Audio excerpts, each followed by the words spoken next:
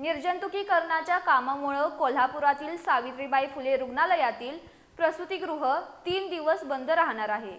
या दरम्यान कोल्हापूर महापालिकेचं पंचगंगा रुग्णालय आणि सीपीआर रुग्णालय इथल्या सेवेचा लाभ घ्यावा असं आवाहन महापालिकेच्या वतीनं करण्यात आले।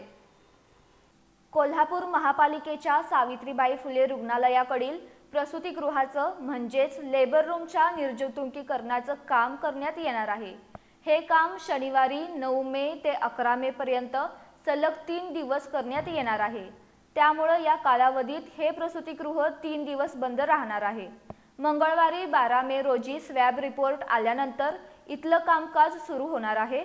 तरी या कालावधीत संबंधित रुग्ण आणि रुग्णांच्या नातेवाईकांनी महापालिकेच्या पंचगंगा रुग्णालय तसंच छत्रपती प्रमिलाराजे रुग्णालय म्हणजेच सीपीआर इथल्या रुग्णसेवेचा लाभ घ्यावा असं आवाहन महापालिकेच्या आरोग्य विभागाच्या वतीनं करण्यात आले।